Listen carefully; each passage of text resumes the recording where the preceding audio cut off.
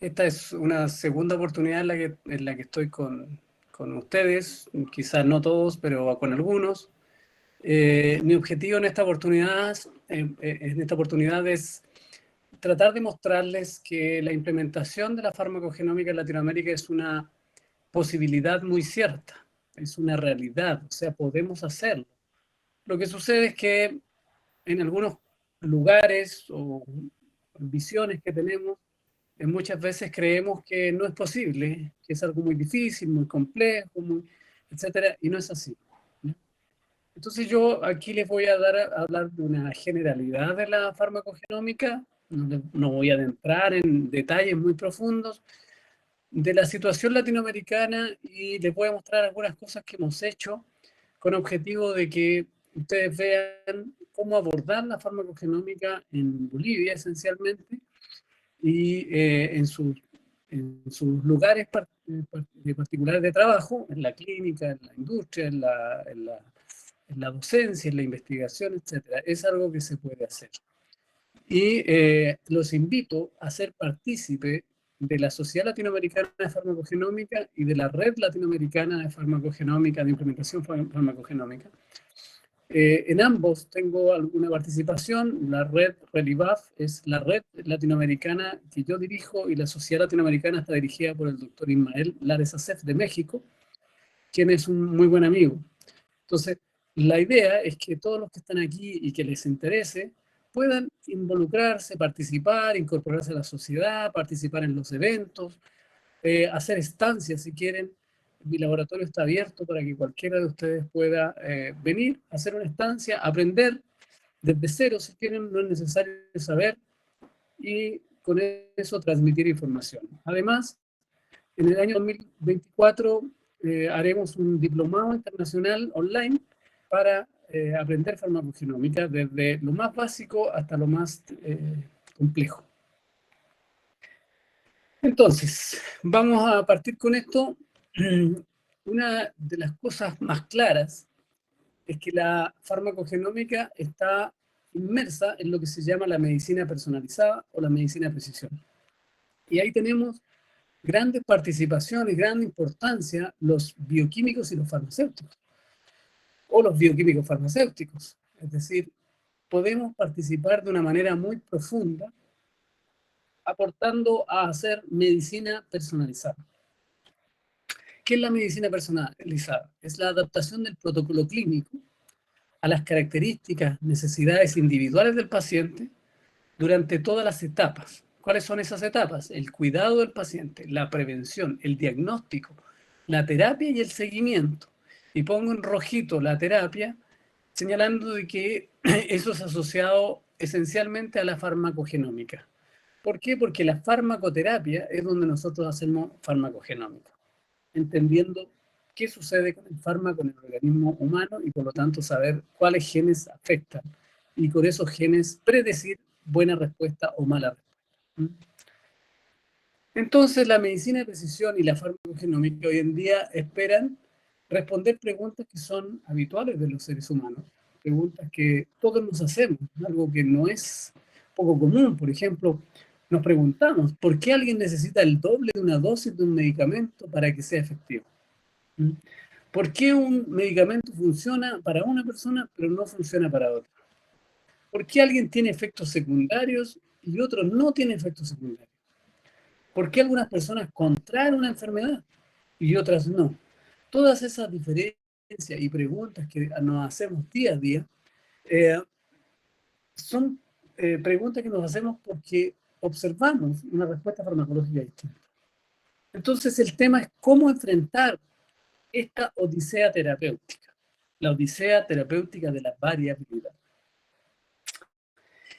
Esto ya lo sabía Hipócrates, el padre de la medicina, fíjense ustedes. Él decía, es más importante saber qué tipo de persona tiene una enfermedad que qué tipo de enfermedad tiene una persona. Es decir, qué tipo de persona, es decir, la persona y su idiosincrasia en ese momento. Hoy en día sabemos que su genética es la que define la respuesta. Fíjense ustedes que en el año 2015, en la administración de Barack Obama en Estados Unidos, se lanzó el programa de medicina de precisión en todo Estados Unidos con una primera inversión de 518 millones de dólares. Y Barack Obama, en su discurso inicial, dijo lo siguiente: los médicos siempre han reconocido que cada paciente es único y siempre han intentado adaptar sus tratamientos lo mejor que pueden a las personas. Hoy se puede hacer coincidir una transfusión de sangre con un tipo de sangre, un descubrimiento importante, para nosotros simple hoy en día, ¿cierto? ¿Qué pasaría si la combinación de una cura para el cáncer con nuestro código genético fuera tan fácil? ¿O qué pasaría si calcular la dosis correcta de un medicamento fuera tan simple como tomar una muestra de temperatura? De eso se trata la medicina personalizada y la farmacogenómica. El primer texto de medicina personalizada, por allá por el año 2005, en su subtítulo, decía: la revolución de la aparición de la farmacogenómica. Este es un texto escrito por médicos, yo soy bioquímico, y en este texto escrito por médicos, el subtítulo es la aparición de la revolución farmacogenómica. Eso parece muy importante. En la contratapa del libro decía: las 5 R, la dosis correcta, de la droga correcta, para la indicación correcta, en el paciente correcto y en el tiempo correcto. O sea, 5 R, 5 rights, que son las 5 R de la medicina personalizada y las 5 R de la farmacogenómica. Pero para nuestra región, Latinoamérica, y para otras regiones del mundo como África, por ejemplo, es muy importante entender que en realidad son más de 5 R, son 6, porque en realidad hay que analizar la etnia correcta en donde se va a aplicar el medicamento, porque la respuesta farmacológica es diferente dependiendo de la etnia. Y convengamos que en Latinoamérica tenemos mucha riqueza étnica. Esto de la predicción a través de la base genética ya había sido abordado, fíjense, en el año 97, en una película, en Gattaca.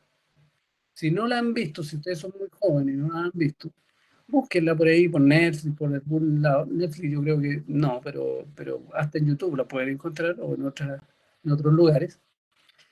Y van a encontrar una película que es muy interesante, en el sentido de que se trata de analizar las características genéticas de un niño recién nacido para determinar cuál va a ser su futuro en términos de patología, en términos de reacciones a medicamentos, al medio ambiente, al entorno, etc. De eso se trata esta película, que es muy interesante, con muy buenos actores, y cuyo título es una secuencia nucleotídica. Fíjense: G-A-T-T-A-C-A, Gattaca. Guanina, adenina, timina, timina, adenina, citosina, adenina.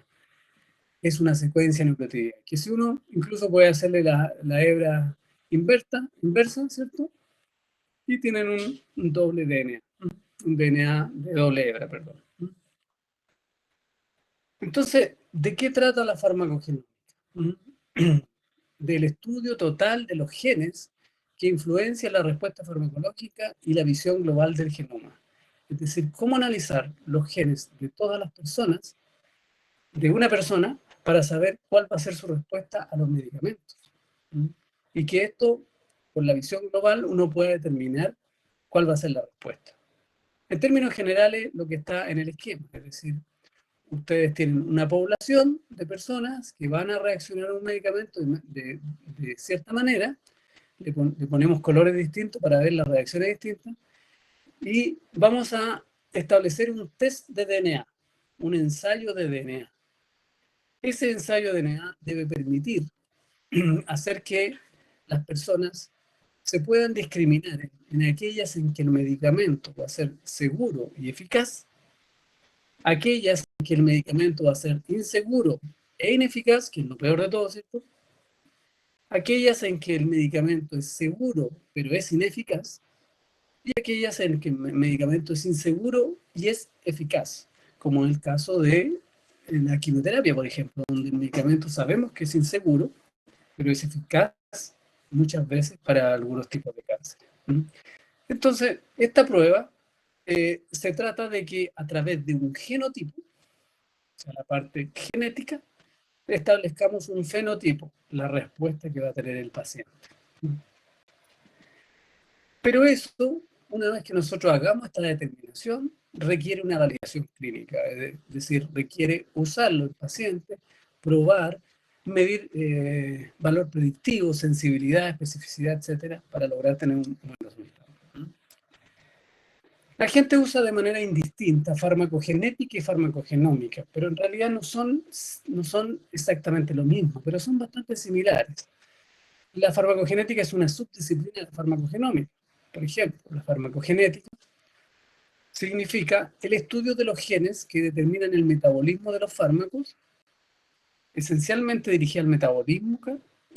Se refiere esencialmente al concepto de la relación gen-fármaco, o sea, qué gen afecta a qué fármaco, a qué medicamento. Y es la base de los test farmacogenéticos.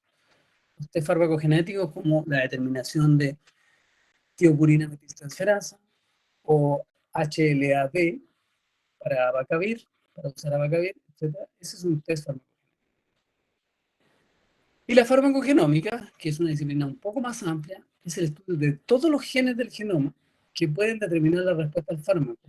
Es decir, todos los genes farmacocinéticos y todos los genes farmacodinámicos. Y es la base de los algoritmos farmacogenómicos y también lo que se llaman los modelos predictivos farmacoterapéuticos o farmacogenómicos. Es decir, la farmacogenómica es bastante más grande que la farmacogenética, pero es una disciplina que en general la usan de manera indistinta en el lenguaje. No están correctos. Si ustedes quieren adentrarse un poco en el concepto, en entender un poco qué es lo que es la farmacogenómica y cómo tiene utilidad en la clínica, podrían leer este artículo que publiqué el año 2017, está en PubMed por ahí. Si no lo encuentran, me lo piden, me mandan un correo y yo les mando todo lo que ustedes necesiten.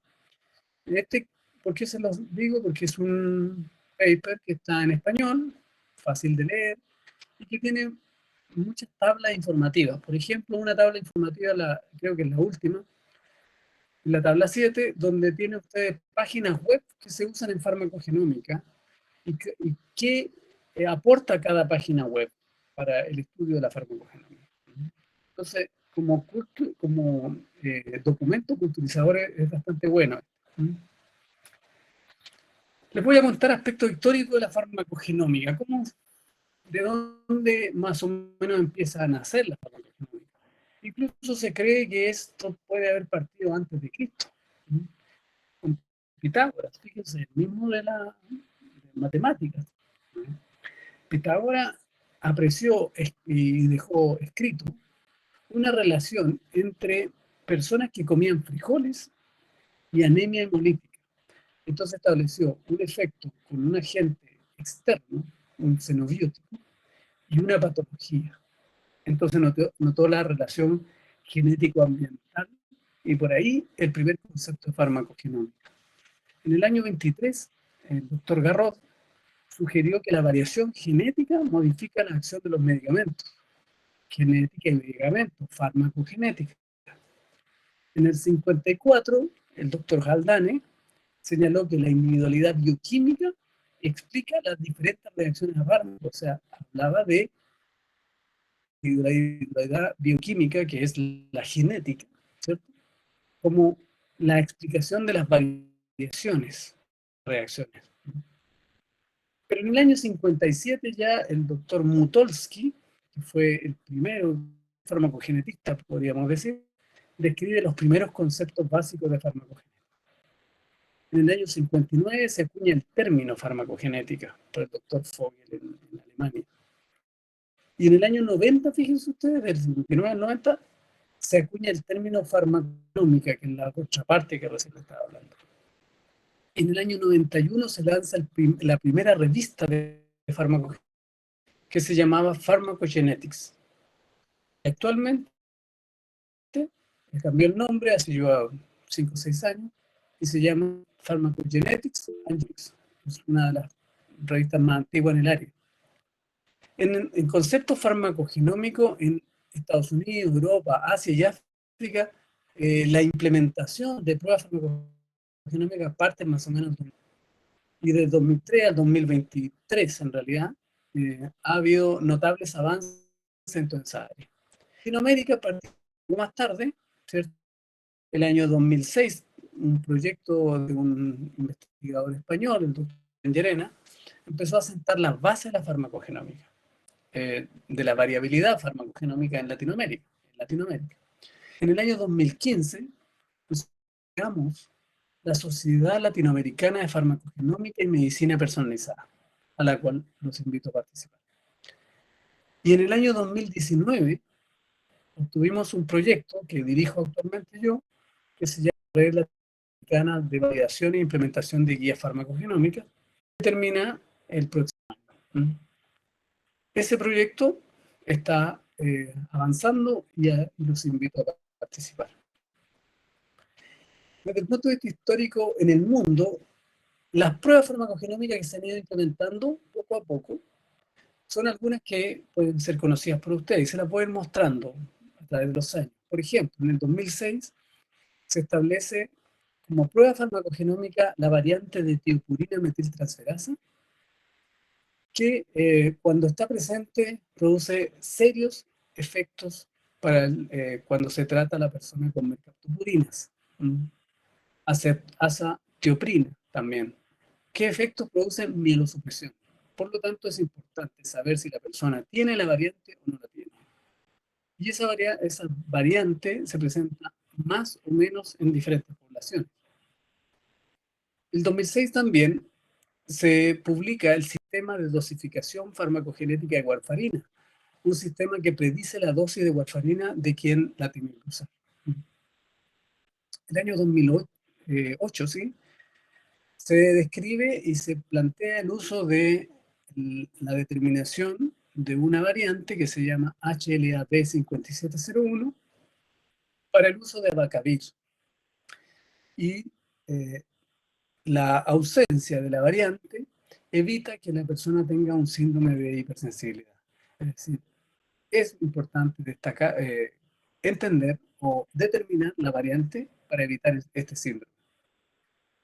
En el año 2011, una variante de interleuquina 28 para cuando se usan pacientes con interferón y ribavirina, y así se evita la persistencia de hepatitis C. Es decir, pruebas genéticas que evitan problemas. El 2012, el sistema de dosificación farmacogenética de acenocumarol, igual que warfarina, acenocumarol se usa para lo mismo, anticoagulación, se miden las mismas variantes y el 2012 se describe en población española un método para determinar la dosis de acenocumarol. En el 2013, perdón, se determina que CYP2C19, citocromo P450, 2C19, la determinación de las variantes evita problemas de reacciones adversas en metabolizadores pobres para el uso de clopidogrel. Es decir, si determinamos esta variante, vamos a evitar el problema. En 2014 se estima y se plantea el uso de la variante de dihidropyridina deshidrogenasa, que es la enzima que metaboliza fluoracilo, capecitabina o tegafur, y se establece que ciertas variantes genéticas que hay en ciertas personas pueden producir reacciones adversas graves. Y por lo tanto, determinarla en la persona evitaría el uso de un fármaco que le va a generar serios efectos adversos. En 2015 se describe y implementa la prueba de CYP2D6, citocromo 450 2D6, para opioides, para evitar toxicidad grave o ineficacia, es decir, determinar la genética de CYP2D6. Y el 2020, fíjense usted, nace para un nuevo fármaco que se llama Ciponimod, que es para esclerosis múltiple. Se señala que la variante CYP2C9*3, cuando está presente, produce toxicidad grave en estos pacientes, en los pacientes con esclerosis múltiple. Ahí tiene usted una secuencia de cómo se han ido instalando pruebas que hoy en día se usan para evitar reacciones adversas. Entonces, en Latinoamérica, ¿qué hacemos? ¿Cómo implementamos? ¿Cómo lo manejamos? Es bastante complejo porque muchas de estas pruebas son hechas en Europa, en Estados Unidos, específicamente qué sé yo, en Suecia, en Alemania y en España, por ejemplo. Eh, pero son eh, razas, muchas de ellas puras y otras bastante puras, no tienen el mestizaje de América Latina. Y ese mestizaje hace que se mezclen las características genéticas, o sea, las variantes genéticas que estamos hablando. ¿Mm? Latinoamérica es considerada la región de mayor diversidad genética del mundo. Por lo tanto, la diversidad genética implica diversidad en respuesta farmacológica. Entonces, ¿qué consideraciones deberíamos tener para hacer farmacogenética en Latinoamérica? Los grupos étnicos de Latinoamérica pueden diferir en la prevalencia de marcadores genómicos, en la necesidad de dosificación y en la susceptibilidad a la reacción adversa. ¿Mm? De acuerdo a ello, en la medida de la disponibilidad de información, se requiere configurar una base de datos farmacogenómica latinoamericana para dilucidar cualquier asociación entre los biomarcadores y el riesgo-beneficio, o sea, para entender cómo vamos a responder de acuerdo a esta etnia. Y para eso, a través de mi red, ReliVac, estamos empezando a configurar guías farmacogenómicas para ser aplicadas a Latinoamérica. Para eso tenemos que entender la base genética de la respuesta a fármacos de todos los países. Y es muy interesante que Bolivia, con tener una riqueza étnica muy grande, no tiene estudios farmacogenómicos y sería muy interesante estudiarlo para saber en qué fármacos y qué variantes son las más relevantes en Bolivia. Entonces, la red de ReliVac busca esto, busca armar guías farmacogenómicas, ¿no? El objetivo general de la red fue crear esta red propiamente tal en Latinoamérica e incluir ojalá a todos los países. Recientemente se ha agregado a través de 4 miembros de su misma sociedad, Bolivia se ha agregado a esta red. Y espero que prontamente me entreguen los datos para poder incorporarlos a los grupos de análisis. Y el objeto de esta red es hacer intercambio y discusión acerca de la configuración de guías para farmacogenómica para Latinoamérica, ¿cierto? Y hacer esta guía de acuerdo a la etnia de cada lugar. Aquí tienen ustedes la participación de diversos países, incluyendo a las personas de Bolivia recientemente agregadas a la red. Elizabeth, que está aquí presente, Karen Cruz, Nelly Morales y Rosa Bautista, están incluidas. En rojo establecimos quién va a ser la persona coordinadora por país y esperamos que empiecen a participar de manera activa para ir entendiendo todo el concepto farmacogenómico y poder aplicarlo. En total, 111 participantes de 17 países y muchos de estos participantes que antes no habían hecho ninguna investigación en farmacogenómica, hoy en día ya incluso tienen un par de publicaciones científicas que hacemos permanentemente a través de ReliVac. Por ejemplo, aquí tienen ustedes algunas publicaciones científicas que son más o menos recientes, fíjense, 2021, 2021, 19, esto es, no alcanzo a ver, pero creo que es el 2020 y esto también el 2021. Asociaciones farmacogenómicas para entender Latinoamérica, eso es lo que estamos haciendo. Hemos publicado libros, fíjense este libro que está acá, en 2017, Farmacogenómica en Latinoamérica, está en inglés, eso sí, pero después hicimos una actualización en 2020, Farmacogenómica y Medicina Personalizada en Latinoamérica, que está en español. Es una recopilación de las investigaciones de Latinoamérica, de los países latinoamericanos. No es un texto de estudio, es una recopilación de lo que se ha hecho. Y también en libros importantes, de editoriales importantes como Springer o como Elsevier, en diferentes capítulos del libro hemos escrito temas de la farmacogenómica en Latinoamérica. Y aquí les muestro una de las últimas publicaciones que es de la red completa, fíjense ustedes, aquí de la red ReliVac, en una revista muy reconocida como es Frontiers in Pharmacology, una revista de alto impacto. del segmento Q1, que se llama, que es el primer cuartil de las revistas más importantes del mundo. Ustedes pueden ver la participación de múltiples autores. La mayoría de estos, todos estos, son parte de la red Relibaf. Y esto que está acá es un examen de lo que ocurre en Latinoamérica respecto a la farmacogenómica, cuál es su utilidad y cuáles son las barreras para implementar. Fíjense ustedes que en farmacogenómica Latinoamérica no ha hecho mucho, pero ha ido avanzando.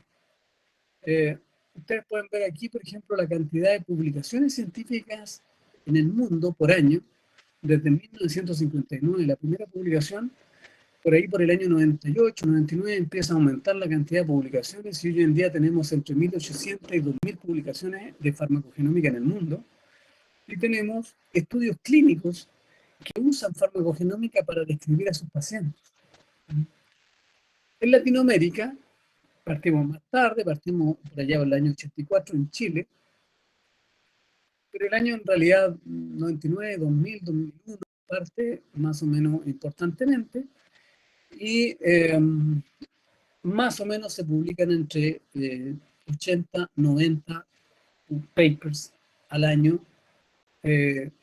por Latinoamérica. Y algunos estudios clínicos también han usado el concepto farmacogenómico en Latinoamérica. En definitiva, nosotros aportamos como Latinoamérica al mundo el 3,44% de las publicaciones y el 2,45% de los estudios clínicos con farmacogenómica. Eso es bajo, porque nosotros somos el 8,3% de la población mundial. O sea, esto debiera moverse entre el 8 y el 10%. Estamos bajos, pero tenemos que avanzar. Y dentro de los problemas, ¿por qué estamos bajos? Es porque no hemos aplicado la farmacogenómica mucho en la clínica todavía. Y nosotros hicimos una encuesta en 2014, cuando partimos con la red latinoamericana, con la sociedad, perdón, latinoamericana, y hicimos una encuesta en 2022, o sea, el año pasado. Repetimos la encuesta prácticamente. Y descubrimos que, por ejemplo, uno de los principales problemas para la aplicación farmacogenómica son que los sistemas de salud no promueven el uso de farmacogenómica. Sistemas de salud de diferentes países. Hay diferencia entre nuestros países. Hay algunos países que promueven un poco más, que tienen en sus programas de salud algo de farmacogenómica, pero la mayoría no. ¿Ya? Eso no ha cambiado mucho. El 2014 había una resistencia, el 2022 aún más. Pero, por ejemplo, otra cosa es que necesitamos guías clínicas, que como ustedes bien saben, nosotros las estamos configurando actualmente, guías clínicas para Latinoamérica. No tenemos estudios de costo-efectividad, es decir, estudios que demuestren que usar farmacogenómica en la clínica ahorra problemas al paciente, o mejora la calidad de vida, o también ahorra recursos al Estado. Esos estudios existen en el mundo, pero en Latinoamérica no hay. También se ha observado que la resistencia de los médicos al uso de los marcadores farmacogenéticos es muy importante. Por suerte eso ha ido bajando, porque en 2014 era un factor importante. El 2022 bajó considerablemente, es decir, en el fondo los médicos han ido entendiendo la farmacogenómica y por eso han ido abriéndose al uso de farmacogenómica en Latinoamérica. Nuevamente, con diferencias en la realidad de los países. Hay países en que todavía los médicos ni siquiera entienden el concepto. Pero bueno, ya avanzando. Para darles algunos ejemplos, les voy a mostrar cómo se usa la farmacogenómica en diferentes enfermedades. En el mundo, la farmacogenómica está más dirigida, más estudiada en oncología, en psiquiatría, en enfermedades infecciosas y en cardiología. Es el foco mayor. Oncología es el área de mayor estudio y psiquiatría es el área de mayor aplicación.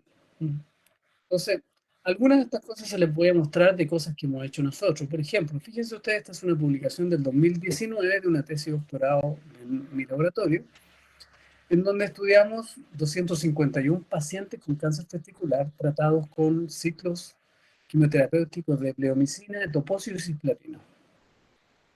Bleomicina, etoposio y cisplatino generan reacciones adversas. Nosotros quisimos explicar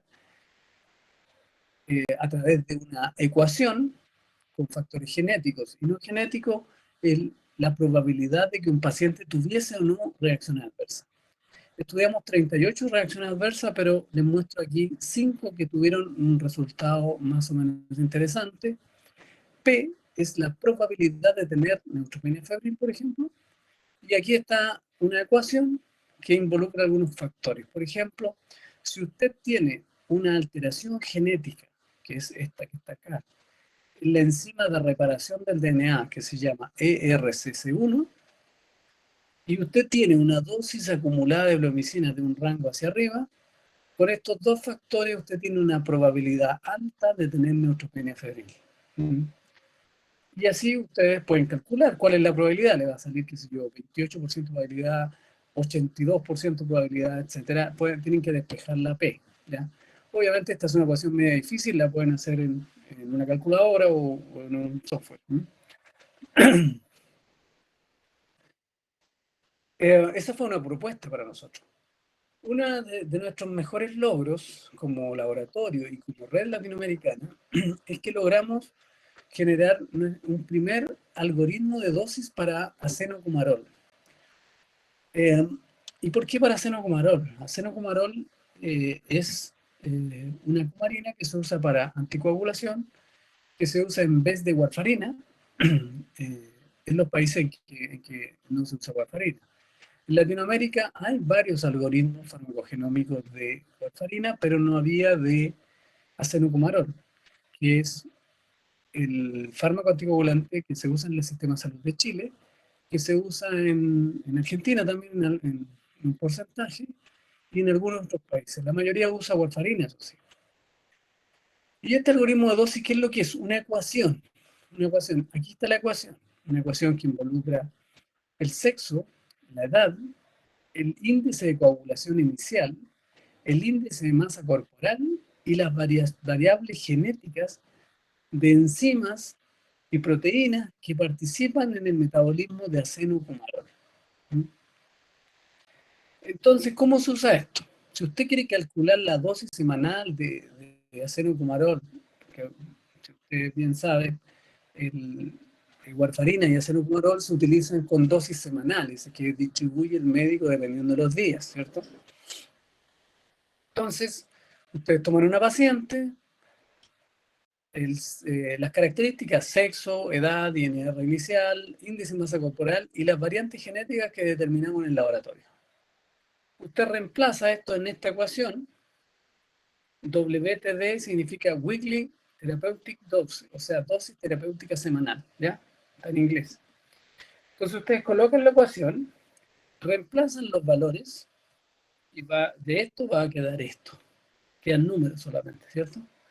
Despejan la dosis terapéutica semanal y les va a dar 8,6 miligramos semanal en este caso, que va a depender del paciente, de las variantes, etcétera. A este paciente le da 8,6.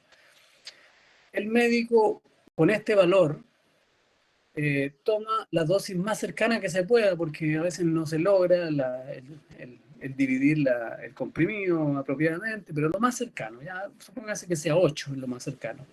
Démosle 8 a esta persona, 8,5 semanales. Pero estamos muy cerca. Con eso evitamos todo el problema que significa esperar mucho tiempo y probando dosis y dosis hasta lograr la dosis de warfarina o acenocumarol, en este caso acenocumarol. Y esta es la dosificación para mi madre, ella es mi madre, para que ustedes sepan. Otro ejemplo que les puedo dar es más en el área de la psiquiatría, donde prácticamente es donde mejor se usa la farmacogenómica en el mundo. Por ejemplo, si ustedes tienen pacientes con dosificaciones de paroxetina, 10 miligramos, y ustedes tienen la característica genética que lo hace ser metabolizadores ultra rápido, extensivo, intermedio o pobre, o sea, obviamente alguno de ustedes va a ser metabolizador pobre, que se llama metabolizador lento, alguno va a ser rápido, alguno va a ser intermedio, etcétera. Si ustedes usan una dosificación de 10 miligramos, hay diferencias en los niveles plasmáticos de paroxetina. Diferencias que son importantes porque aquí es de 10 a 60. O sea, puede haber una variación importante. Pero en la medida que usen dosis más altas, esta diferencia se establece más claramente. Y por ejemplo, si yo le doy a 4 personas con diferente metabolismo 40 miligramos de paroxetina, una va a tener 20 nanogramos por ml en el plasma. Y por ejemplo, el metabolizador pobre puede tener más de 500, es decir, de 20 a 500, fíjense ustedes la cantidad de veces de niveles plasmáticos de diferencia. Obviamente que estas personas van a reaccionar distinto a paroxetina. Y esa fue una prueba bastante clara de cómo la genética afecta los niveles plasmáticos. Este caso que les traigo también es un caso muy importante, fue publicado en el año 2009, es un caso de un niño que fue sometido a tonsilectomía, que es extracción de las amígdalas, que es lo más común que se hace, ¿cierto? Es muy común en cirugía. Y para hacerle la extracción le dieron codeína, ¿ya? Una dosis estándar. El niño falleció y falleció por depresión respiratoria. Nadie se explicaba lo que pasó, entonces empezaron una investigación. La investigación estableció que el niño tenía altos niveles de morfina en sangre. ¿Cómo pasó eso? Codeína no es el principio activo. El principio activo es morfina, que se produce por metabolización por la enzima CYP2D6. Es decir, esta enzima en nuestro cuerpo nos transforma codeína en morfina y este es el principio activo. Entonces algo pasaba con esta enzima, porque ¿por qué había tanta morfina si le habíamos dado poquita codeína? Resulta que se le hizo un análisis genético, farmacogenético, y el niño tenía una duplicación génica en CYP2D6. Es decir, tenía múltiples copias del mismo gen, del que metaboliza codeína. Y eso hacía que con poquita codeína tuviera mucha morfina. Eso fue un hallazgo muy importante en 2009 y cambió, fíjense ustedes, el comportamiento sanitario mundial. ¿Por qué digo esto? De que cambió el comportamiento sanitario mundial. Porque en el año 2015, la FDA de Estados Unidos lanzó un warning, que se llama una advertencia mundial, de que se debía restringir la prescripción de codeína en jarabes para la tos y también para medicinas que contenían tramadol en niños. Y se recomendó que el uso en madres que amamantaban fuera restringido también. Y ahí cambió el comportamiento sanitario. A lo mejor algunos de ustedes se acordarán que antes los jarabes para la tos contenían mucha codeína y que la restricción de la codeína hizo que inmediatamente empezara a cambiar los jarabes para la tos. Eso, que fue el 2015, una advertencia mundial, fue acogido el año siguiente en Chile, el 21 de junio del 2016, también haciendo restricción del uso en niños y después, posteriormente, el uso en madres que amamantaban. Ven ustedes qué interesante y cómo una investigación farmacogenómica cambia el comportamiento mundial. ¿Por qué? Porque podía existir en la población otras personas que tuvieran duplicación génica en esta enzima y por lo tanto se intoxicaran con morfina al tomar codeína. Otro caso muy interesante es el caso de Siponimod, un fármaco bastante nuevo del 2019 que llega a Latinoamérica en 2020 a través de Chile y que se usa en esclerosis múltiple secundaria progresiva. Este fármaco nació y se aceptó, se aprobó con prueba farmacogenómica, es decir, es necesario al usarlo hacer pruebas farmacogenómicas. ¿Qué prueba farmacogenómica? El análisis genético de la variante genética de citocromo P450-12-9 que metaboliza el 80% del cipolimab. Y se estableció recomendaciones. 2 miligramos al día para pacientes con genotipos 1.1, 1.2 y 2.2. El 1.1 es el normal, el 1.2 es un heterocigoto mutado, pero con una mutación que es bastante inocua, y el 2.2 mutación inocua, pero en los dos alelos. 1 miligramo al día para pacientes que tienen la variante 3, que es una mutación que sí afecta el metabolismo, ya sea 1.3 o 2.3. Y contraindicado absolutamente en pacientes que tengan la variante 3 de manera homocigota, es decir, los dos alelos, materno y paterno. Nosotros estamos haciendo en mi laboratorio el análisis de variante genética para el uso de cipolimod en Chile, en pacientes chilenos. En VIH, fíjense ustedes, también hemos hecho un estudio, esta es una tesis de doctorado, en que nosotros estudiamos la terapia antirretroviral, atazanavir y efavirenz. Atazanavir se metaboliza por una enzima de fase 2 de biotransformación que se llama UGT1.1 y efavirenz por un citocromo P450 que es CYP2D6. La idea es ver cómo la variación genética de estos dos genes afecta en las reacciones adversas a estos dos fármacos. ¿Cuál es la reacción adversa más común de atazanavir? Hiperbilirubinemia severa. ¿Y cuál es la reacción más adversa más importante de efavirenz? Es la reacción en el sistema nervioso central, que incluyen pesadillas, insomnio e intentos suicidas. Entonces, miren, fíjense los resultados. Les muestro una tabla, no quiero mostrarles toda la investigación. Encontramos que las personas que tenían 7 copias de timina adenina en un segmento del gen UGT1.1, en vez de las personas, digamos, lo más común, que son 6 solamente, aquellos que tenían 7 tenían 16 veces más riesgo de tener hiperbilirubinemia severa. Es decir, en el fondo, tener esa variante implica tener hiperbilirubinemia. Encontramos un análisis genético que puede predecir la hiperbilirubinemia. Y también para efavirenz, el genotipo TT, es decir, tener 2 timinas en vez de lo normal que es tener 2 guaninas en un lugar en particular del gen CYP2D6, genera 30 veces más riesgo de toxicidad en el sistema nervioso central. Fíjense ustedes, intento suicida, pesadilla, que es el efecto adverso más relevante de efavirenz. O sea, nuevamente encontramos una prueba que puede predecir la reacción adversa.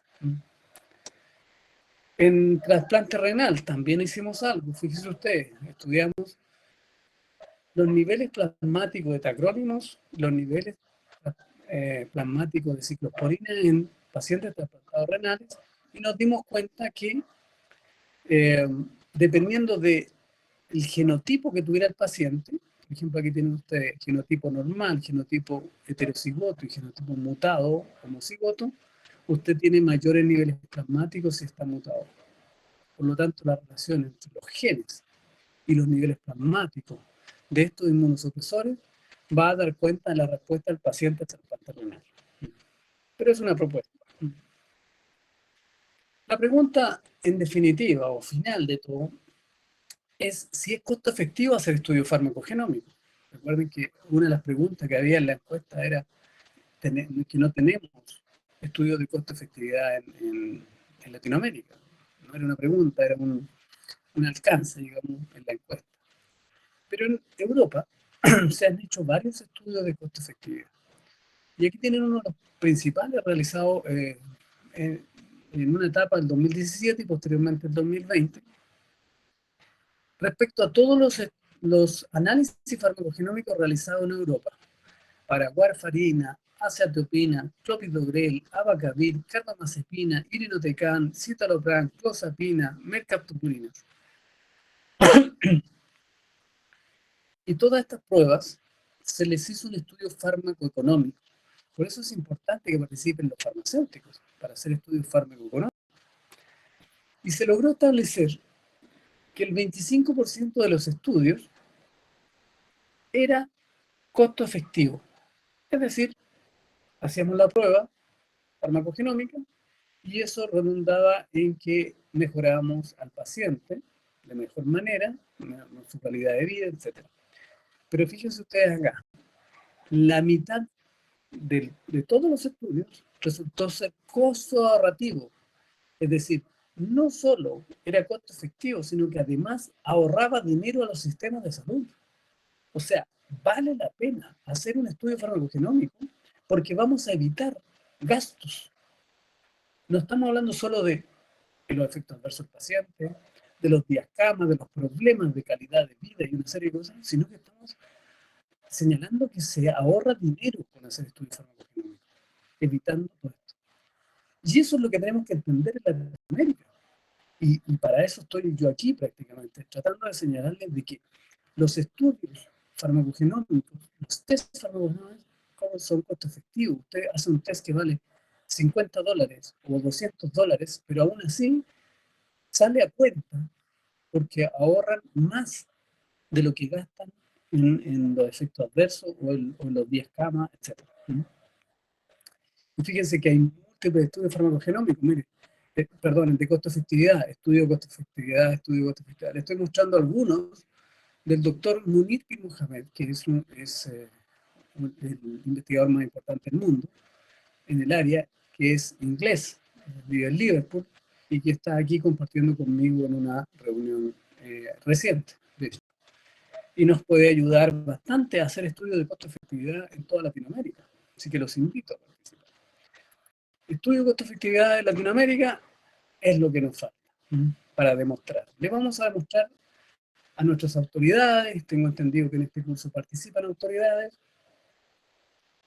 ya sea dictando clase o representante de la autoridad sanitaria en el curso, que a través de esto van a lograr ver que en realidad vale la pena. Los países en vía de desarrollo, como el nuestro, es muy importante que usen farmacogenomía, porque ahorramos en nuestro sistema de salud y mejoramos la salud de las personas. Fíjense ustedes, en Europa, recientemente, esto es febrero del 2023, se hizo un estudio con casi 7.000 pacientes, se usó un panel de 12 genes farmacogenéticos. Aquí están los 12. De los cuales los que están en rojo son los que podrían fácilmente ser aplicados en toda Latinoamérica. Nosotros todo esto lo determinamos. El HLA-B todavía no lo determinamos, pero el F5 tampoco, pero 10 de los 12 nosotros lo determinamos frecuentemente en el laboratorio. O sea, tenemos que tener una muestra del paciente, le hacemos un análisis genético y decimos cuál va a ser su respuesta a medicamento. Este estudio lo hizo un consorcio muy importante en Europa, el consorcio europeo, que se dedica a esto. Y de este estudio clínico salió lo siguiente.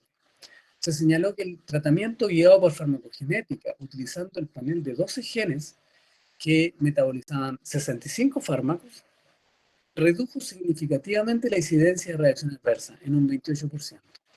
Eso, traducido en dinero, significaba miles de millones de dólares para todos los países de Europa. Y se estableció que era muy factible que se aplicara en diversas organizaciones y entornos del sistema de atención médica europeo, en el sistema de salud y en el sistema privado, en el sistema público y privado. Y que la implementación a gran escala, ya sea en Europa o en diferentes partes del mundo, podría contribuir a hacer que la terapia farmacológica sea cada vez más segura. Esto fue una publicación que, como digo, es reciente y que generó mucho revuelo.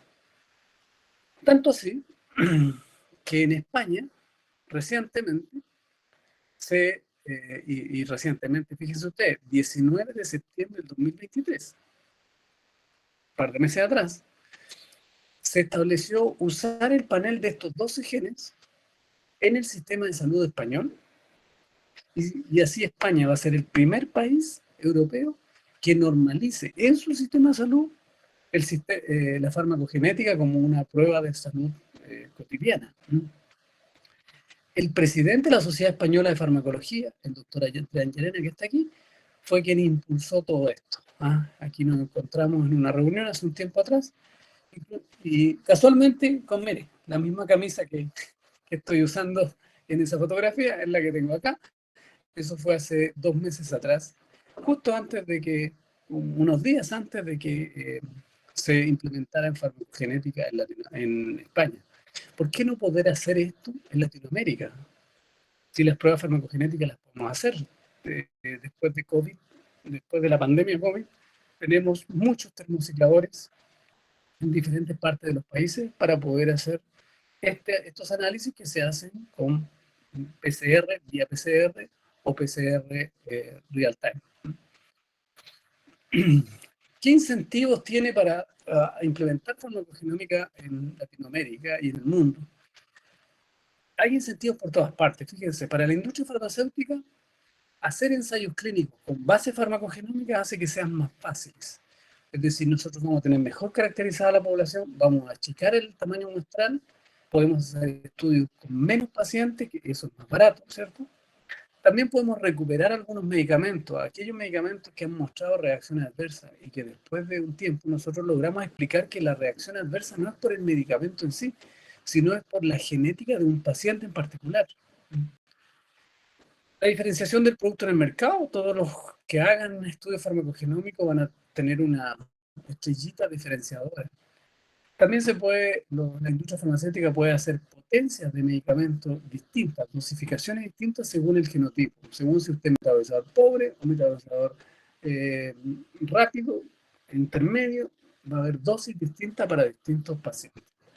O también a través de investigación farmacogenómica encontrar nuevos blancos terapéuticos que implican nuevas dosis, nuevos fármacos. Para la industria del diagnóstico, desarrollar test farmacogenéticos, que aquí en Latinoamérica es bastante interesante porque podemos desarrollar pruebas diagnósticas según etnias para farmacogenómica, es decir, demostrar que en una etnia la aplicación de un medicamento va a ser absolutamente contraproducente, por ejemplo, por la genética de esa etnia. Y para los sistemas de salud pública, disminuir la toxicidad de los medicamentos, reacciones adversas, que es algo que se busca siempre, aumentar la eficacia de los medicamentos, tener menor uso de medicamentos, es decir, dejar de probar medicamentos y medicamentos, reducir la estancia hospitalaria y reducir los costos de los medicamentos. Todo eso lo podemos hacer con farmacogenómica. En el mundo hay una gran cantidad de instituciones que están dedicadas a la farmacogenómica. Por ejemplo, el consorcio CEPIC, que es el que genera guías clínicas, este consorcio que está acá, europeo, este consorcio mundial, fíjense ustedes, este grupo es de la industria farmacéutica, se junta Roche, Novartis, Pfizer, etcétera, para investigar farmacogenómica. Esto es del Reino Unido, esto es de Europa, esto es de Asia,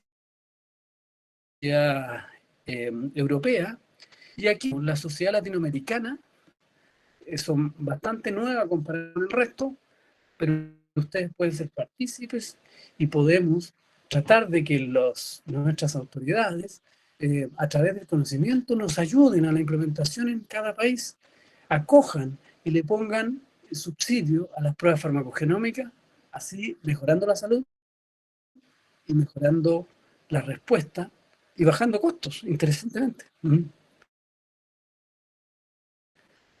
Al farmacéutico con su genotipo, pedir el medicamento que le corresponde, la dosis, según su genética. Genética, dosis, esa es la idea. Les agradezco mucho, me hayan puesto atención, espero haberlo incentivado. Aquí tienen ustedes el último congreso en el que participamos, no, el penúltimo, líder mundial en el área. Este es con algunos al respecto, y todo esto aquí son los países que son miembros de la red Relivar, que espero crezca y siga creciendo, digamos, logrando que todos se incluyan. cordialmente invitados, por favor, a ofrecernos su apoyo, su ayuda, sus muestras y aprender. Doctora, por la invitación. Vamos a hacer una explicación de la que tal vez se requiera para que se entienda mucho mejor sobre la política del Sistema Único de Salud. Tenemos ya establecido la ley 1152 desde el año 2019, que podemos decir, y vamos a ir explicándolo en el transcurso de la exposición, no necesariamente es la ley del SUS, sino que es la ley con la que se está arrancando este camino hacia el Sistema Único de Salud. Tenemos que explicar también que al ser esta una política de Estado, que se ha empezado porque está constitucionalizado en la nueva Constitución Política aprobada el año 2009. Es una de las constituciones mucho más progresistas en el sentido de que tiene varios artículos que hacen mención a lo que es el derecho a la salud. Voy a explicar, para no entrar en mucho detalle de temas legales, lo que es, por ejemplo, la disposición que está señalada en el artículo 18, donde establece que la salud es un derecho al cual pueden acceder todas las personas solamente por el hecho de ser ciudadanos bolivianos.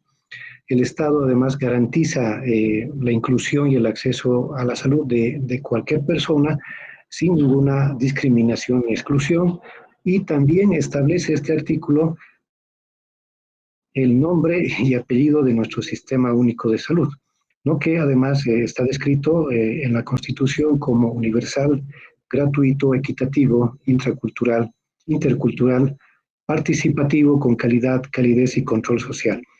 Estas características han sido traducidas también en la actual ley 1152, y es lo que rige fundamentalmente los principios de esta ley. El artículo 37 también de la Constitución señala que el Estado es el garante, es el que tiene la obligación de sostener el derecho a la salud, que además se constituye en una función suprema y primera responsabilidad financiera. Además, que establece que la promoción de la salud y la prevención de las enfermedades son las principales prioridades del sistema de salud. Para entender el derecho a la salud como tal, debemos señalar que el derecho justamente estas características de ser innato, es decir, que la persona por el solo hecho de nacer ya es la que puede ejercer este derecho, es inalienable, ¿no? Es decir, nadie puede borrarlo, digamos, de la Constitución. Es individual, pero también es un derecho colectivo y que es imprescriptible, ¿no? Es decir, un derecho que no prescribe, no termina por ningún momento y ninguna instancia podría restringir el mismo. Ahora, el derecho se ejerce fundamentalmente contando con tres tipos de garantías. Uno es la garantía del acceso físico que tiene la población de contar con un establecimiento de salud o una red de servicios de salud a los cuales puede acceder. El acceso económico, que es una garantía también de nuestro sistema de salud, que establece que la población no debería tener ninguna barrera económica que restrinja el acceso al derecho, y también el acceso cultural, es decir, que los servicios de salud deben tener una adecuación de acuerdo a las características culturales de la misma población que atiende. Y como decíamos, el Estado es el principal garante del ejercicio de este derecho. Ahora, tenemos que también explicar que durante estos años, en realidad desde los años 90, hemos ido teniendo una evolución de lo que es la salud universal y gratuita en Bolivia. Al inicio aparecieron algunas políticas, sobre todo en los años 90, que son muy comunes a la región en realidad, ¿no? Varios países de Latinoamérica han tenido como principales características de esta implementación las reformas de salud que en cierta medida han sido impuestas también por políticas diferentes, digamos, del Banco Mundial y otras organizaciones internacionales que establecían algunos lineamientos para establecer estas medidas de protección social.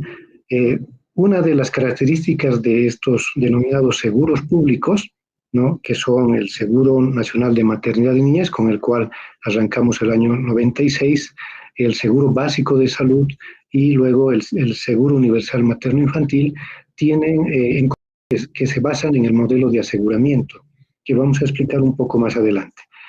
Al principio, el Seguro Materno-Infantil fue creado con un decreto supremo, al igual que el seguro básico, pero a diferencia de ambos, la ley el SUMI se crea mediante una ley de la nación.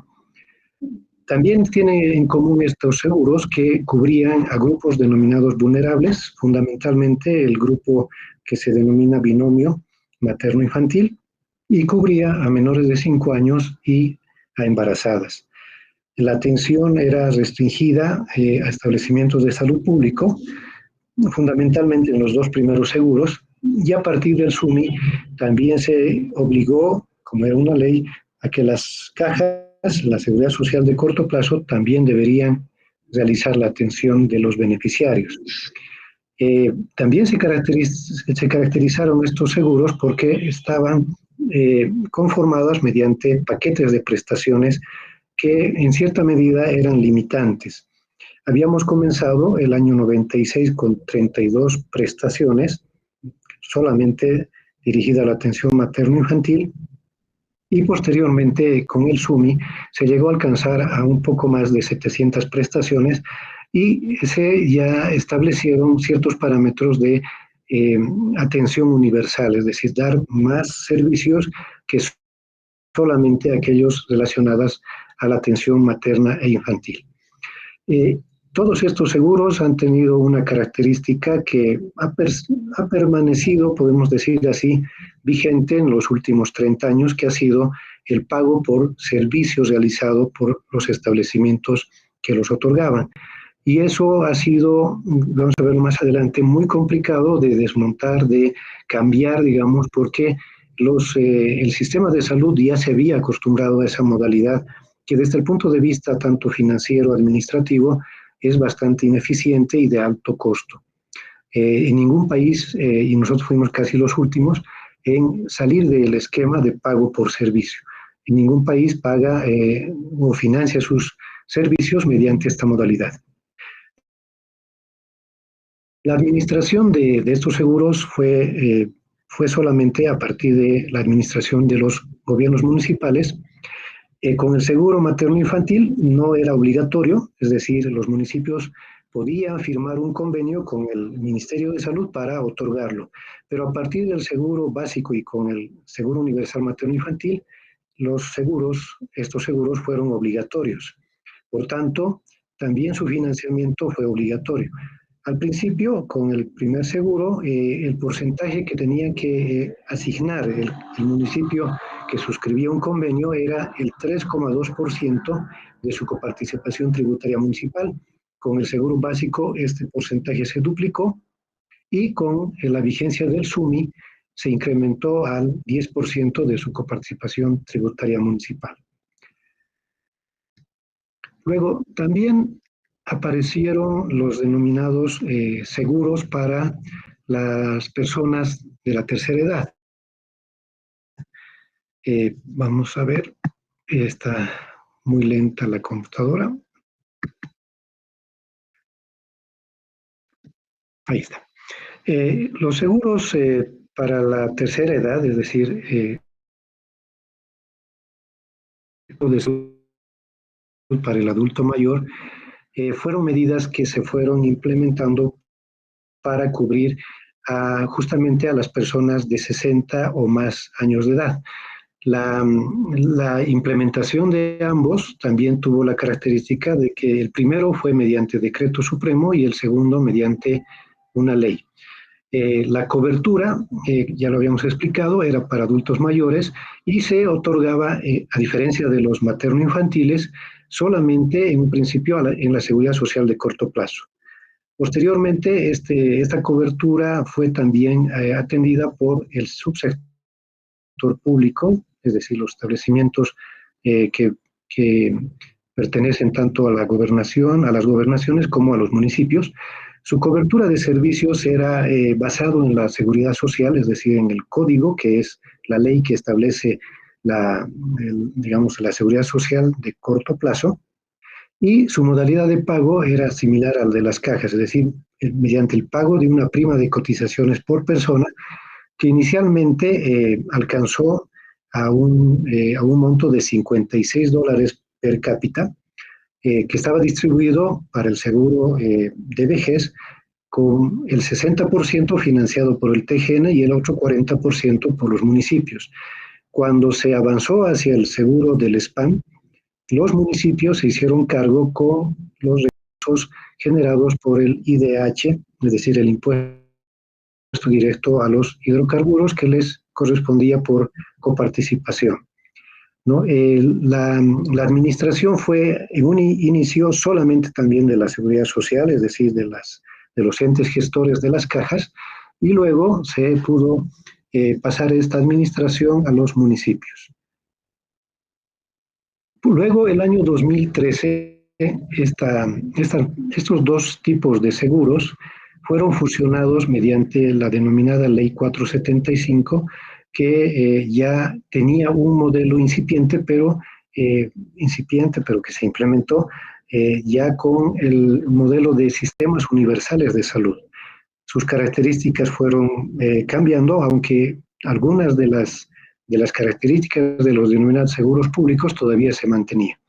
Una de las medidas que contempló esta nueva ley fue que, además de fusionar los anteriores seguros, que estaban divididos según grupos etarios, facilitó, digamos, esto, la unificación, reducir la segmentación que se había ocasionado para que todos tengan un solo manejo, un solo tipo de administración. Fue creado mediante ley 475, los beneficiarios eran de estos grupos, a los cuales además se añadió las personas con discapacidad. Esta fue una medida también que permitió dar respuesta a otra ley que se había promulgado, que establecía que las personas que tenían ciertos grados de discapacidad y que estaban calificadas como tales podían acceder de manera irrestricta a los servicios de salud. Entonces, esta ley permitió justamente que se logre este beneficio para estas personas. La cobertura de servicios también todavía se basaba en la otorgación de prestaciones de salud, pero ya no era limitativa a un paquete de prestaciones, sino de acuerdo a la capacidad resolutiva que tenían cada establecimiento de salud. Pero de todas maneras se establecieron listas de servicios para orientar la atención que alcanzaron aproximadamente a 900 prestaciones. Es decir, se fueron incrementando, como hemos podido ver con las anteriores medidas, la oferta de servicios para los diferentes grupos. La modalidad de pago todavía se mantuvo como pago por servicio realizado, y la administración estaba a cargo tanto de municipios para lo que es los fondos municipales, el 15,5% de la coparticipación tributaria, que como ven subió del 10 al 15,5%, pero también se añadió la administración de recursos del alivio a la deuda externa, que eran manejados por el Ministerio de Salud en un fondo denominado Comsalud, porque era un fondo que compensaba a aquellos municipios que habían efectivamente ejecutado más allá del techo que se asignaba por ley, ¿no? Y finalmente, el año 2019 se cambió, bueno, se estableció una nueva forma de hacer salud y de establecer sobre todo lo que es el avance hacia el sistema 1152, que como decía al principio es un avance hacia el sistema único de salud que se pretende implementar. Cuando hablamos de sistema de salud, sistema único de salud, siempre tenemos que tomar en cuenta que la concepción básica del sistema, a diferencia de lo que es el modelo de aseguramiento, tiene algunas características. Por ejemplo, una de sus premisas fundamentales es la garantía del derecho a la salud que habíamos explicado, que está constitucionalizado. En los modelos de aseguramiento no necesariamente se garantiza este derecho. En cambio, en el SUS es una de sus premisas, volvemos a repetir.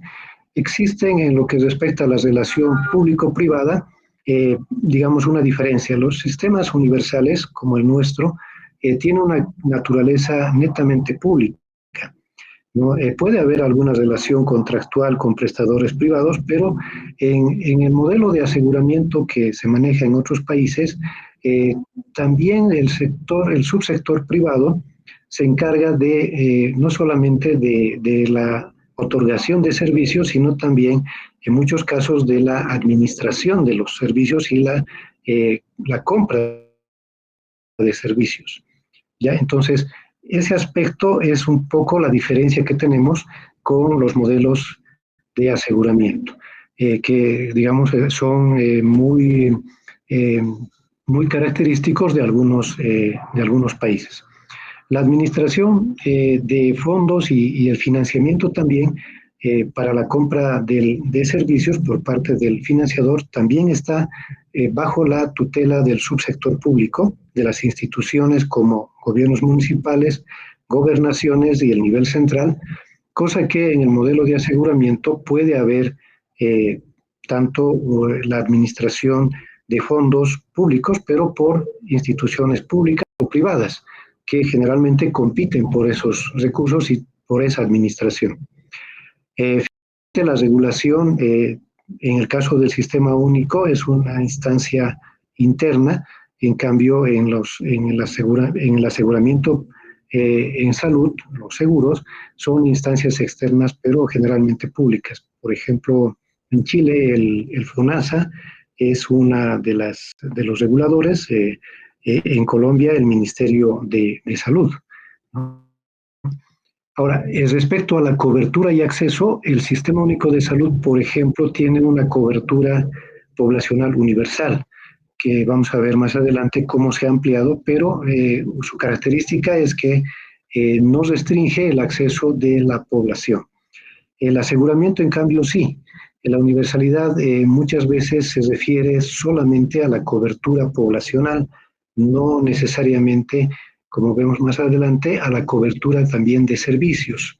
La cobertura de servicios en un principio para el SUS es todos los existentes, a diferencia de lo que ocurre en los modelos de aseguramiento, que puede estar, como teníamos antes también, nosotros en Bolivia, definido a partir de paquetes costeados de servicios, de acuerdo también a un cálculo al tipo de población que se va a asegurar. Teníamos un poco esa característica, ¿no? En los anteriores seguros, es decir, cobertura de servicios restringido a grupos vulnerables, pero la población que no estaba comprendida tenía que financiar su propia atención. Bueno, el acceso también es la característica del. En cambio, en los modelos de aseguramiento, los paquetes pueden ser, como decíamos, diferentes según los segmentos poblacionales. Y respecto a lo que es el acceso oportuno, lógicamente, todavía nuestro sistema de salud tiene algunos obstáculos, tanto de barreras geográficas, burocráticas y culturales, que se tienen que ir removiendo para lograr justamente un acceso universal a los servicios. Pero en el caso del aseguramiento, muchos de los servicios están limitados a las ciudades capitales e intermedias.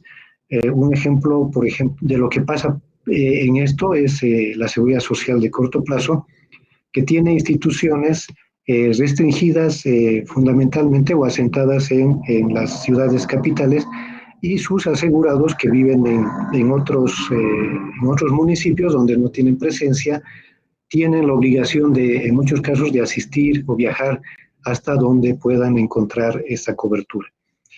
Respecto al financiamiento y la administración de ambos tipos, digamos, de modelos de salud, podemos ver que en el Sistema Único de Salud los recursos son públicos, generalmente son establecidos a partir de impuestos, ¿no?, sobre la base de lo que es la fiscalidad nacional.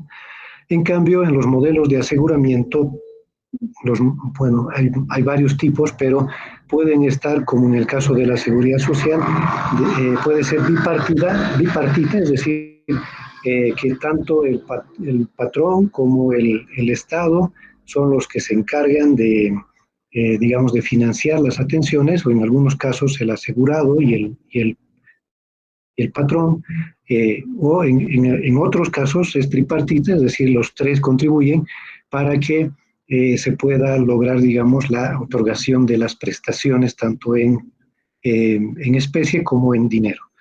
Los gastos de bolsillo también varían. En el caso del Sistema Único de Salud, principalmente es una característica que el gasto de bolsillo es mucho más bajo que en los modelos de aseguramiento, donde puede existir, por ejemplo, los denominados copagos, es decir, que el asegurado tenga que pagar una prima o digamos, hacer un pago obligatorio de acuerdo también a sus niveles y características digamos, de si trabaja o no trabaja, si tiene un empleo estable o es un desempleado, etcétera. Las primas de cotizaciones pueden también ser diferentes. Respecto a la recolección y a la administración del financiamiento, bueno, al ser un sistema hacendatario, en el caso del Sistema Único de Salud, está basado en lo que es justamente las transferencias presupuestales que se hace a las instituciones que van a ser encargadas tanto de la administración de recursos como de la otorgación de las atenciones. En cambio, en el aseguramiento son sistemas mucho más complejos. En Chile, por ejemplo, está a cargo de las ISAPRES.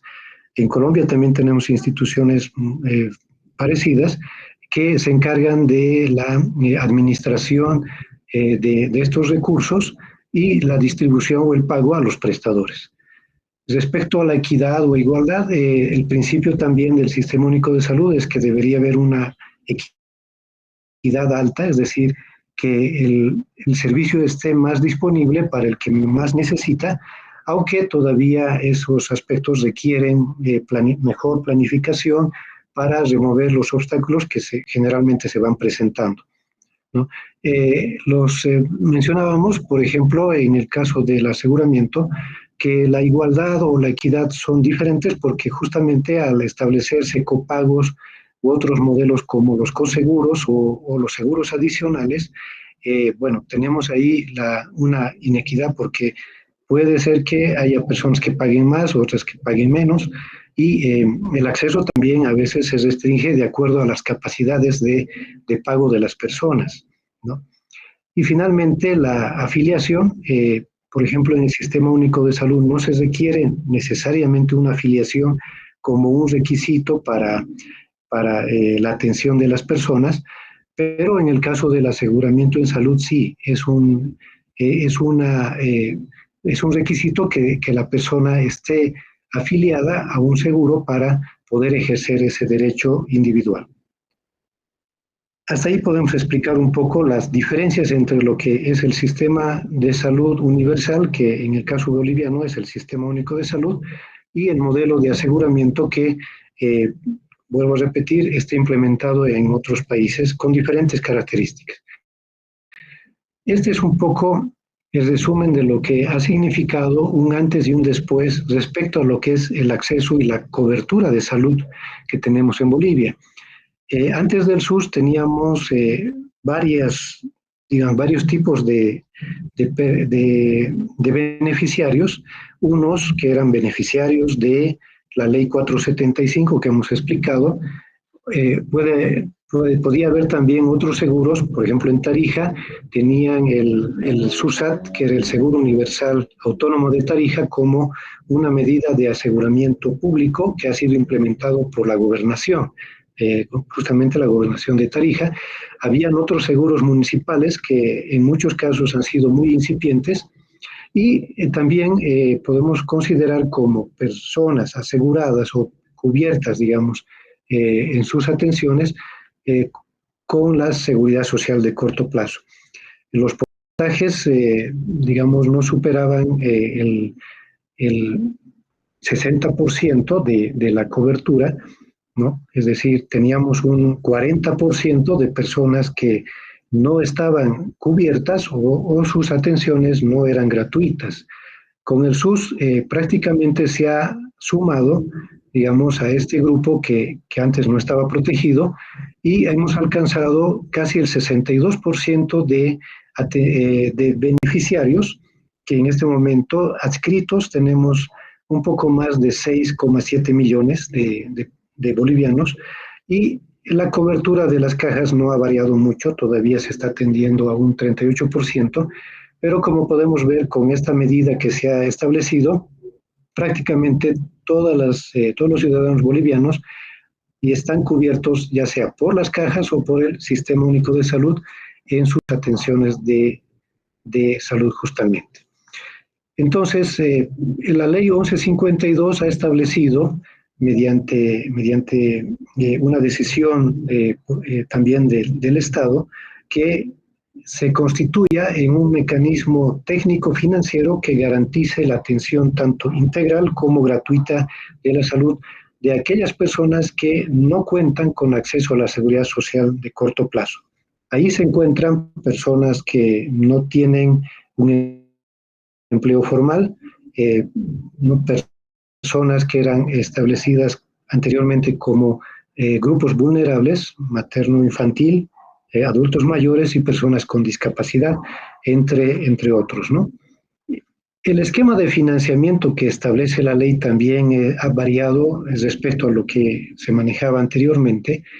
El nivel central ha cambiado un poco, digamos, la perspectiva de este modelo de financiamiento porque hemos establecido con esta medida que cada gobierno autónomo es, de acuerdo a sus competencias, es responsable de la atención de sus establecimientos de salud, que de acuerdo a la ley de autonomías está bajo su responsabilidad. Por ejemplo, los gobiernos municipales, que son, digamos, los gobiernos que están mucho más cerca a su población.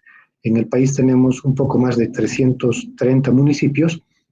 Eh, Manejen los recursos de la coparticipación tributaria en el porcentaje que está señalado ahí, que es el 15,5%, pero ya no como un techo, sino como una base. Esto significa que la ley establece que si el municipio requiere más presupuesto, ya no requiere acceder a un fondo nacional, a un fondo del nivel central, sino que con la coparticipación u otros recursos pueden incrementar también su financiamiento de atenciones, tanto en el primer como en el segundo nivel de atención. En cambio, en el caso del gobierno nacional, el Tesoro General de la Nación establece un presupuesto para que administre el ministerio y asigne mediante una transferencia de recursos a aquellas gobernaciones con las cuales se ha suscrito un convenio intergubernativo, que prácticamente son en este momento ya los 9 departamentos. Antes no teníamos un tercer nivel en el departamento de Pando, y ahora, bueno, ya teniendo a todos con establecimientos de salud de tercer nivel, se está garantizando la atención en el tercer nivel de la población.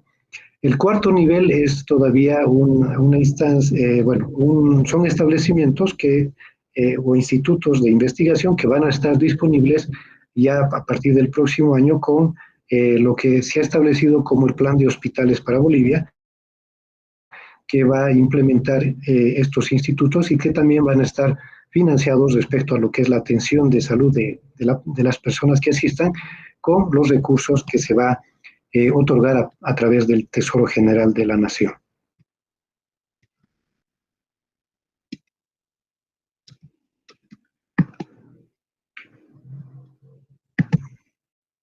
Bueno, ahora tenemos que tomar en cuenta que también una característica que establece el SUS es que la puerta de ingreso es el primer nivel de atención.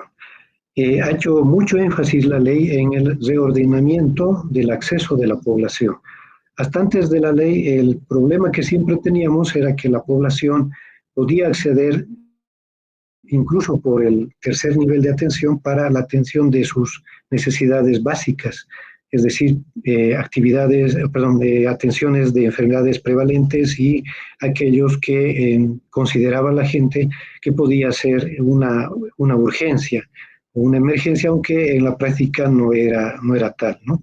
Entonces, el primer nivel, al ser el nivel que resuelve casi el 80% de los problemas de salud de la comunidad, está encargado, de acuerdo a la ley, a realizar las actividades de promoción de la salud, actividades de prevención de enfermedades, tiene a su cargo también la responsabilidad de atender a enfermedades prevalentes, de acuerdo a las zonas, a los perfiles de morbilidad que maneja cada establecimiento, pero también implementa medidas que están señalados en la política de salud familiar comunitaria e intercultural, que es, por ejemplo, la realización de visitas familiares y a la comunidad, ¿no?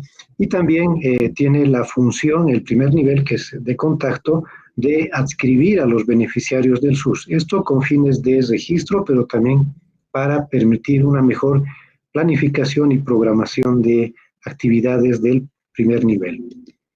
El requisito fundamental para acceder al SUS es básicamente solo portar su cédula de identidad, su DNI, en el caso de algunos países que también son beneficiarios cuando entran en Bolivia y tienen situaciones de urgencias o emergencias, y en aquellos ciudadanos también con los cuales Bolivia ha suscrito algún convenio. En este momento solamente tenemos suscrito con Argentina, por tanto los ciudadanos argentinos acceden a nuestro país a través de la presentación de su DNI, ¿no? Para que pueda atenderse en los establecimientos que está la gente, que solamente no ser asegurada, mejor dicho, no debería pertenecer a una caja de salud, porque se estaría estableciendo un doble beneficio para ellos, ¿verdad? Entonces, los que son asegurados no necesariamente pueden ser, digamos, atendidos de manera gratuita. En muchos casos la gente puede escoger, pero estos aspectos de si les garantizamos la atención gratuita es lo que se ha establecido en normativa, y la gente puede acceder, sobre todo en lugares donde no tiene presencia de una caja de salud, puede acceder a un establecimiento público, y el establecimiento público posteriormente hace el cobro al ente gestor de esas atenciones, ¿no? Pero en los lugares donde sí existe presencia, la gente está obligada a ir a hacerse atender en su ente gestor. El otro requisito también es que toda atención debe comenzar en el primer nivel, que es más cercano al domicilio de la población. Y como decíamos, ahí también se aprovecha para revisar la adscripción de la gente. Si la gente está adscrita, bueno, se procede a la atención, pero si no lo está, se lo adscribe, ya sea mediante una modalidad informática, que es introducir en el sistema que se ha establecido en reglamento para que pueda figurar ya como registrado, o mediante una modalidad manual para que luego de un procedimiento, digamos, de consolidación, esos registros puedan ser incorporados no necesariamente en línea, sino posteriormente, pero el registro de todas las personas, ya sea manual o informática, está garantizada también por este sistema informático. El ingreso y referencia de los pacientes también al SUS está basado en lo que es la norma nacional de referencia y contrarreferencia, es decir, todo paciente está obligado a ingresar por el primer nivel y si el paciente requiere atenciones de mayor complejidad, mediante un mecanismo de referencia, se puede enviar ya sea al segundo o al tercer nivel. Solo en situaciones de urgencias o de emergencias, el paciente puede acceder directamente a cualquier nivel o al nivel más cercano donde pueda ser resuelta su situación. Ahora, los beneficios del SUS, como habíamos mencionado, no dependen de un paquete de prestaciones o una lista rígida, digamos, porque estaríamos yendo en contra de lo que es justamente un principio de universalidad. Entonces, se restringe, pues, perdón, esta lista no se restringe, más bien dicho, y todos los servicios que los establecimientos de salud públicos están en capacidad de otorgar a sus beneficiarios, de acuerdo lógicamente a sus capacidades tanto instalada como resolutiva, pueden ser parte de la atención que el paciente va a recibir. Existe un listado que hemos hecho, pero fundamentalmente, vuelvo a repetir, para temas administrativos de organización, no para limitar la acción de la gente. Esto nos ha permitido, por ejemplo, clasificar los servicios en aquellos denominados de promoción de la salud, los de prevención de la enfermedad, los que permiten el tratamiento de la enfermedad o la rehabilitación de la misma, pero también aquellos que se consideran como procedimientos diagnósticos, procedimientos de apoyo al diagnóstico y aquellos que también se manejan mediante el sistema de telesalud, desde lo que es capacitación o también para el apoyo o el manejo de pacientes a distancia.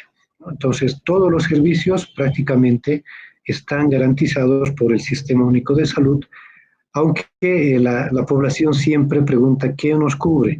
Entonces, nosotros un poco siempre explicamos que el SUS cubre grandes grupos, es decir, consulta médica y dental, sin ahondar en qué patologías van a ser cubiertas, porque en realidad están cubiertas todas aquellas que el establecimiento puede otorgar, pero que incluyen medicina general, atención odontológica, la atención de especialidades, los controles de salud prenatal, los controles de desarrollo y crecimiento de niños, lógicamente la internación hospitalaria cuando se requiera, que está desde lo que es la atención del parto, pasando por especialidades, subespecialidades, las cirugías, ¿no? Las cirugías que tengan disponibles los establecimientos, la otorgación de suministros médicos, llámese medicamentos, vacunas, insumos, también los exámenes complementarios, es decir, aquellos que son laboratorios, exámenes de gabinete o apoyo al diagnóstico, como decíamos, las radiografías, ecografías, las tomografías, los bancos de sangre, el banco de sangre en realidad, los paquetes y las transfusiones también están garantizados junto con lo que son las pruebas de compatibilidad para su transfusión y algunas enfermedades de alto costo que han sido priorizadas y que eran una salud pública para nuestro país, como es la atención del cáncer, de la enfermedad renal crónica a partir de la inclusión de las hemodiálisis y también lo que es la atención en terapias intensivas, tanto de adultos como de niños, y también las neonatales están garantizadas, ¿no? Son varias, por ejemplo, también los servicios de medicina tradicional son garantizadas por el Sistema Único de Salud, entre otras, ¿no? Por eso a veces es más sencillo explicar qué es lo que no está cubierto por el SUS, que son básicamente las que están en este listado, es decir, la dotación de órtesis, la de prótesis, el tratamiento de cirugía estética o que tenga de cirugía plástica, por ejemplo, reparativa o reconstructiva, por secuelas que puedan presentarse en algunos accidentes o enfermedades, que sí están garantizadas, las quemaduras también. Lo que no está garantizado son los tratamientos estéticos, como el tratamiento de ortodoncia, aquellos tratamientos quimioterápicos para el tratamiento de enfermedades que, digamos, lo maneja el Programa Nacional de Lucha contra el Cáncer, y que establece protocolos donde algunos tratamientos todavía no están autorizados en nuestro país. Y finalmente, aquellos trasplantes de órganos y tejidos que no sean el trasplante renal. En este momento, nosotros como país tenemos ciertas restricciones respecto a este beneficio de ya iniciar con trasplantes que pueden ser desde las capacidades técnicas con las capacidades también instaladas, es decir, tengamos los establecimientos para lograr esto. Y lo que más nos preocupa es digamos, contar con un banco de órganos que sea sustentable, es decir, que tengamos donantes no solamente cadavéricos, como lo que está pasando actualmente, o donantes voluntarios, digamos, de familiares, para el caso del trasplante renal, sino como ocurre en otros países donde el donante, una vez que ha establecido su decisión de ser un donante voluntario, pueda, sin necesidad de tener restricciones, pueda donar, digamos, cuando exista el fallecimiento o la muerte cerebral, como ocurre en muchos sistemas de salud de otros países, pero que en nuestro país además hay un problema que es el cultural, porque todavía la población no acepta, por ejemplo, incluso las donaciones o la extracción de órganos eh, de aquellos digamos, que podrían ser potenciales donantes, o incluso aquellos que ya establecieron, digamos, su voluntad de ser donantes, porque los familiares, cuando fallecen, se oponen a la decisión de la persona fallecida, ¿no? Entonces, es muy complicado todavía el tema de establecer una universalidad en lo que es el manejo de los trasplantes.